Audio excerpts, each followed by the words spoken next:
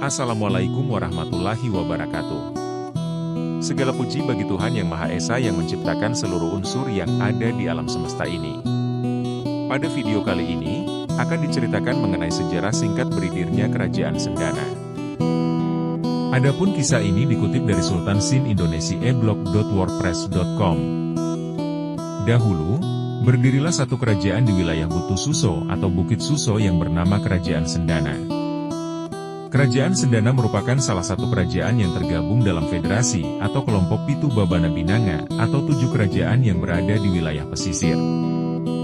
Dalam struktural kelompok 7 kerajaan ini, Kerajaan Sendana berposisi sebagai Indo atau Ibu, mendampingi Kerajaan Balanipa yang berposisi sebagai Puak atau Bapak.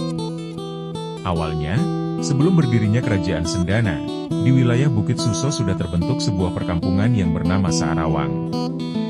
Wilayah tersebut didirikan oleh seorang Tomakaka yang berasal dari wilayah Tabulahan atau Ulu Salu, bernama Daeng Tumana atau bergelar Imana Pahodo. Setelah beberapa lama Daeng Tumana menetap di Saarawang, adik dari Daeng Tumana yang bernama Daeng Palulung bersama dengan istrinya datang ke wilayah itu dengan maksud ingin juga bermukim di sana. Nantinya, Daeng Palulung inilah bersama dengan istrinya yang bernama Tomesaraung Bulawang kelak akan mendirikan sebuah kerajaan yang bernama Kerajaan Sendana.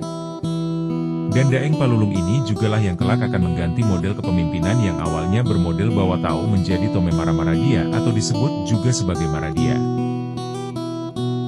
Awal mulanya, pendirian Kerajaan Sendana dibentuk dari penyatuan dua wilayah atau pemukiman besar, yaitu wilayah Saarawang yang ada di puncak Bukit Suso, dan wilayah Talambalao yang ada di Pangaleroang. Pihak yang mewakili wilayah Saarawang adalah Daeng Palulung, sedangkan pihak yang mewakili wilayah Talambalao adalah Takandiri.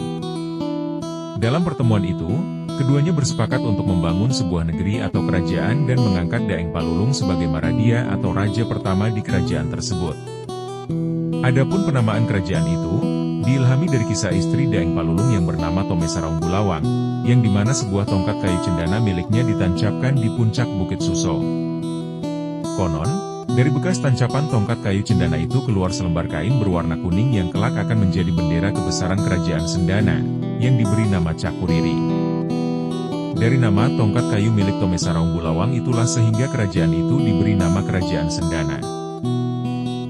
Setelah kekuasaan wilayah Saarawang diserahkan kepada Daeng Palulung, maka dimulailah masa awal pemerintahan Kerajaan Sendana. Dari pernikahan Daeng Palulung dengan Tomesaraung Bulawang, mereka dianugerahi 4 orang anak, diantaranya bernama Itakdak, Wata Disa Adawang, Indara, dan Tasaripi atau Patapance. Kelak Itakdak dan keturunannya mewarisi Papuangang atau jabatan pemangku adat di Putada, yang sekarang menjadi salah satu desa di Kecamatan Sendana yang diilhami dari nama Itakdak. Sementara Wata Disa Adawang kelak akan turun ke wilayah Podang, pusat pemerintahan Kerajaan Sendana setelah mengalami perpindahan pusat pemerintahan, dan kelak akan menjadi Pak Bicara Kai yang di sana. Sementara keturunan dari Indara yang bernama Daeng Maritu beserta dengan keturunannya kelak akan mewarisi jabatan Maradia atau Raja di Kerajaan Sendana. Kemudian anak yang terakhir yang bernama Tasaripi atau Patapance akan diperistri oleh Raja dari Kerajaan Mamuju. Dalam sejarahnya, Kerajaan Sendana pernah mengalami perpindahan pusat pemerintahan yang awalnya berada di wilayah pegunungan Saarawang, kemudian pindah ke wilayah pesisir atau di Podang, dan dari Podang kemudian pindah lagi ke Somba. Perpindahan pusat pemerintahan ini termuat dalam Perjanjian Saarawang, atau dalam bahasa Mandar disebut Asamaturwana Tomaluluarek di Sendana. Perjanjian ini merupakan suatu kesepakatan yang dilakukan oleh 4 orang, yang diantaranya Itakdak, Daeng Palulung, Tomesaraung Bulawang, dan Puata Disa Adawang. Sejarah mencatat bahwa perjanjian ini terjadi sekitar abad ke-10 Masehi. Perjanjian tersebut berisi beberapa poin yang intinya menginstruksikan Puata Disa Adawang agar turun ke wilayah pesisir pantai dan membentuk sebuah hadat di sana.